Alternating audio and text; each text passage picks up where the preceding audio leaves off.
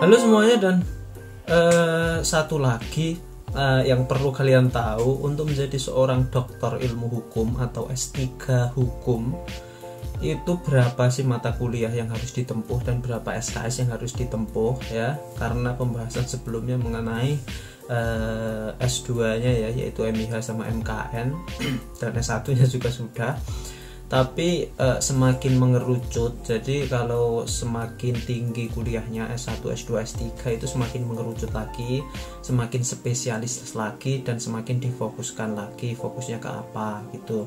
Dan untuk S3 ini juga seperti halnya S2, kalau S2 masih lumayan general ya, kalau di S3 ini langsung mengerucut banget ya. Jadi konsentrasinya di apa, langsung mata kuliahnya yang diambil itu. Jadi ini saya ambilnya di DIH ya, Doktor Ilmu Hukum di Universitas Brawijaya. Sama ini ada SKS-nya ada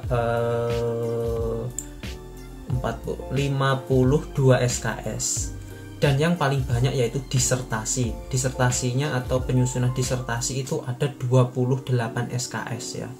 Separuh lebih itu langsung menyusun disertasi, sekitar banyak lah, 28 SKS itu dibagi menjadi ujian proposal 4 SKS, seminar hasil penelitian, ujian kelayakan 12 SKS, dan ujian disertasi ada 4 SKS. Dan untuk 24 SKS ini yang mata kuliah wajib 24 SKS ini, yang di luar disertasi yang 28 itu, yaitu ada yang pertama, yaitu ada metode penelitian hukum dan karya ilmiah. Itu pasti ada di setiap jenjang ya. Di S1 ada, di S2 ada, dan di S3 ada. Dan mata kuliah wajibnya ada 14 SKS, itu ada 5 mata kuliah. 5 mata kuliah ada 14 SKS. Jadi yang pertama filsafat hukum itu pasti ada, mulai dari S1, S2, S3. Teori hukum itu selalu ada. Hukum dan konstitusi itu ada 2 SKS. Teori hukum tadi 4 SKS, filsafat hukum itu 4 SKS. Hukum dan masyarakat itu ada 2 SKS. Setelah itu metode penulisan karya ilmiah hukum dan praproposal ini ada 2 SKS. Ini kan langsung diarahkan juga ya untuk semester 2 nya ini langsung ke penulisan metode penulisan hukum. Dan untuk pilihan konsentrasinya ada 4 SKS mata kuliah pilihan atau konsentrasinya.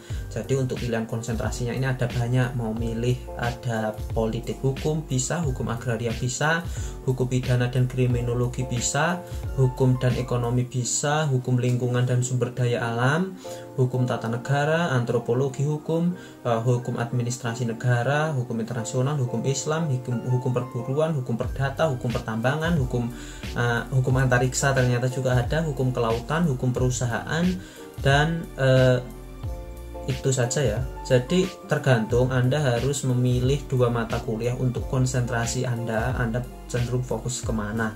Untuk dokter itu ada 2 mata kuliah sebagai spesialisnya. Dan untuk mata kuliah disertasinya ada tambah 2 lagi, yaitu mata kuliah ini ditentukan oleh promotor. Jadi yang membiayai, misalnya Anda dapat promosi untuk S3, itu yang membiayai misalnya perusahaan Anda bergerak di bidang pertambangan gitu. Nanti mata kuliah penunjang disertasinya pasti hukum pertambangan ya, seperti itu.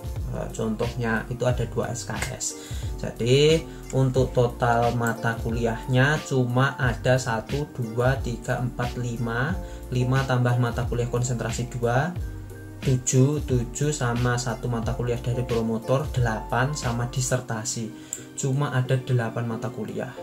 Oke, dan ditempuh selama 4 tahun. Dan untuk disertasi itu tidak main-main, sangat sulit sekali ya kayaknya ya, saya juga belum nyoba. Untuk disertasi ini kayaknya sulit sekali. Dan ini ditempuh sampai 4 semester ya, dan